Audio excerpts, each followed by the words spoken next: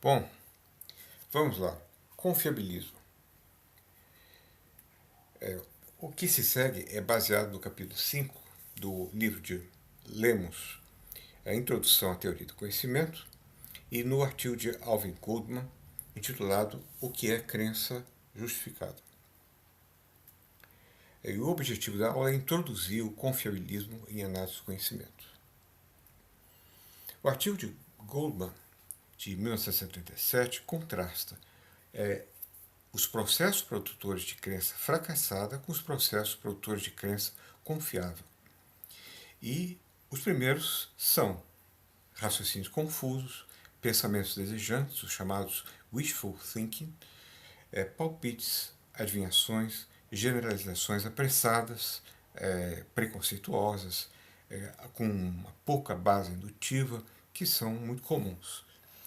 E esses exemplos de processo de produtor de crença confiável são os processos perceptuais normais, como lembrar, ter uma introspecção, um bom raciocínio. E o que diferencia o processo do tipo A, que é não confiável, do processo do tipo B, é que os últimos são, como foi dito, muito mais confiáveis. Diz ele, o status justificacional de uma crença é função da sua confiabilidade, reliability, do processo ou processos que a causam. A confiabilidade consiste na tendência de um processo de produzir crenças que são verdadeiras. Mas por que assim? Porque uma fonte de justificação é assim em virtude da sua confiabilidade. Ou seja, uma crença justificada em virtude da confiabilidade do processo que a sustenta. Note-se que não é necessário que a pessoa conheça ou creia para que o processo seja confiável. A pessoa não precisa ter meta-crenças. O confiabilismo é compatível, assim, com o externalismo justificacional. E isso explica por que crianças e animais podem ter conhecimento sem sabê-lo. Os processos que levaram a isso é que foram confiáveis. E é isso que importa, ou o que mais importa. A confiabilidade de um processo é variável. Não há uma medida para o grau de confiabilidade que produz crença verdadeira justificada. Não há processo infalivelmente confiável, mas apenas processo suficientemente confiável. Então, Goldman distingue entre processos Tolkien e processos Type. Ele não está interessado no processo Tolkien porque apenas é um processo singular, particular. Ele está interessado no tipo de processo, do type, porque ele pode medir o type através de probabilidade. O type é uma classe de tokens em que, na maioria dos casos, deu certo. Então, pode ser probabilizado como positivo ou um alto grau de probabilidade, diferente do processo Tolkien. E ele também distingue entre processos dependentes da crença e processos independentes da crença. Os primeiros, por exemplo, raciocínio e memória, você tem como input uma crença e como output também uma crença. Quer dizer, aquilo que você viu e se lembra, e a recordação daquilo que você viu, ou então uma certa crença que o leva a uma conclusão, que é uma outra crença, são processos desse tipo, dependentes da crença. Mas existem processos que não são dependentes da crença. Por exemplo, sentir dor de cabeça, ou ver algo se movendo. São crenças básicas que você tem que são produzidas por processos independentes de crenças, segundo Goldman. E aqui é uma diferença importante com o que os fundacionalistas normalmente dizem. Para o fundacionalista, a crença básica se justifica de modo não doxástico, isto é, não através de uma outra crença, pelo fato. Mas esse fato é o dado, aquilo que é fenomenalmente apresentado. Já para Goldman é um processo, que também não esclarece muito. Para Goldman, a crença básica é justificada por ser produzida por um processo confiável. Por exemplo, o processo de introspecção.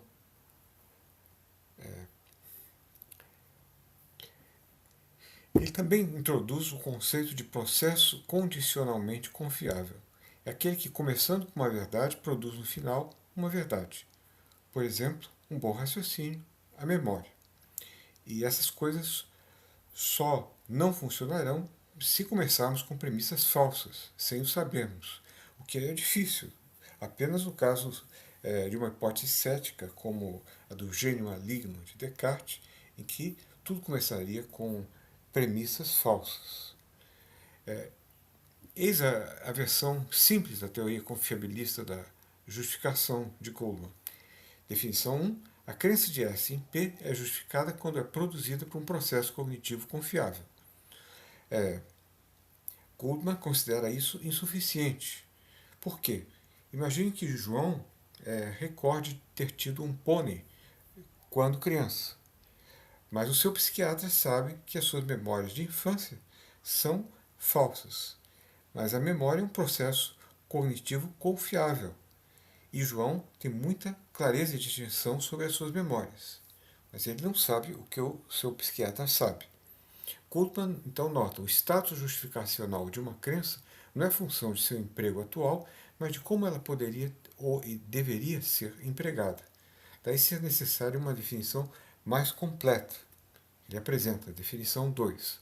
A crença de S em P é justificada se e somente se 1. Ela é produzida por um processo cognitivo confiável. E 2. Não há nenhum processo cognitivo confiável acessível ao sujeito que, se fosse aplicado, resultaria na negação da crença em P pelo sujeito. Isso aí nos permitiria nos livrar de casos do tipo Quetier, por exemplo. Goldman nota também que há um problema aqui quanto à acessibilidade, ao número indeterminado de informações que poderiam ser acessíveis. Existem objeções ao confiabilismo. Uma primeira, o problema do gênio maligno. Se eu estiver sendo completamente enganado por um gênio maligno, o processo perceptual será altamente inconfiável, me levando a falsas crenças. Mas ele parece ser epistemicamente justificável. Eu justifico o que eu estou vendo, o que eu estou me recordando, etc. Os meus raciocínios, mas mesmo que seja um processo inconfiável, parece justificável. Parece que eu tenho justificações. Portanto, a confiabilidade não é necessária para uma crença epistemicamente justificável, segundo essa objeção. A segunda objeção é a confiabilidade desconhecida. Bonjour tem o exemplo de Norman. É um vidente que sempre acerta.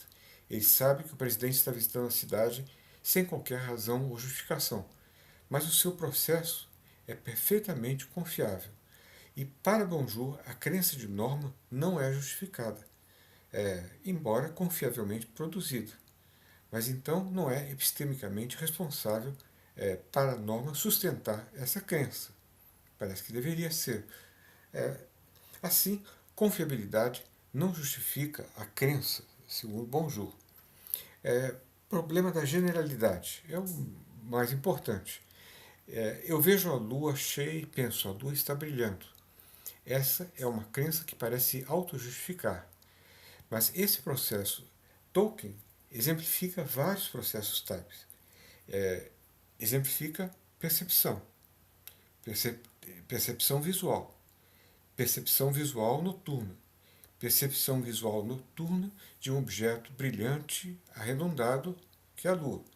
Ora, qual o processo relevante para justificar minha percepção da Lua? Parece que é o último deles.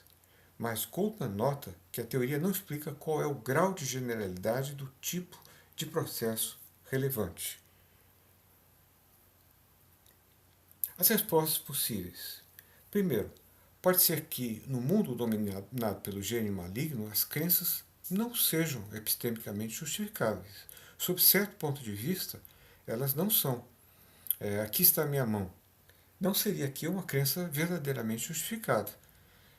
A pessoa apenas pensa que está vendo sua mão verdadeira. Na verdade, é a mão produzida pelo, pelo gênio maligno, a impressão da mão, a ilusão, a alucinação, a mão alucinada. Então, não há também justificação sobre esse ponto de vista. Então, o processo que não é confiável também, paralelamente, não é justificado. Pode-se defender que, também quanto à norma, que ele está justificado, sim, em sua crença, porque ele é um vidente e essa, para ele, é uma crença básica. Ele tem capacidades perceptuais que nós não temos.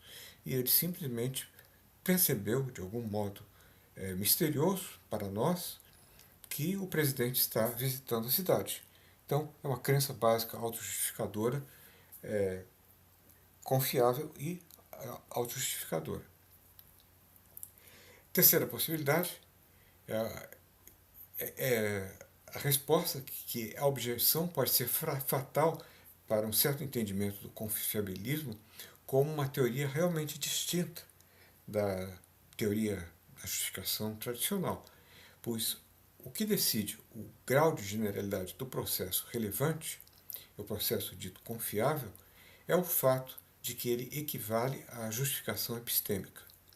Portanto, é a justificação epistêmica que determina a confiabilidade, não existindo processo confiável independentemente dela. É ela que é a justificação adequada, epistêmica, é, é o mesmo que a existência de um processo confiável. O que podemos chamar com razão, de um processo confiável é uma descrição possivelmente externa da justificação interna. Uma justificação interna que existe, consciente, que eu seja disso ou não. No final, me parece que um processo justificacional confiável parece ser o mesmo que falasse de uma justificação adequada no sentido tradicional da palavra, o qual nós podemos facilmente explicitar como contendo também elementos externamente acessíveis a uma terceira pessoa. Mesmo que um elemento cognitivo interno seja, no final das contas, indispensável, seja ele consciente ou não, presente ou não, atual ou disposicional. Por exemplo, o cão sabe que o seu dono virá.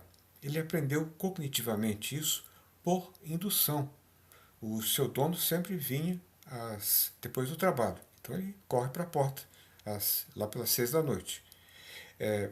O bebê sabe de várias coisas, também intuitivamente, cognitivamente. Mas ele não sabe que sabe. E ele não sabe expressar o que sabe. Então, o que falta a eles é uma meta-crença, a consciência do processo cognitivo e a capacidade de expressá-lo linguisticamente. E nós podemos saber que eles sabem externamente em terceira pessoa. Mas esse é um elemento secundário adicional. Talvez o único pelo qual nós podemos saber que está ou esteve havendo cognição.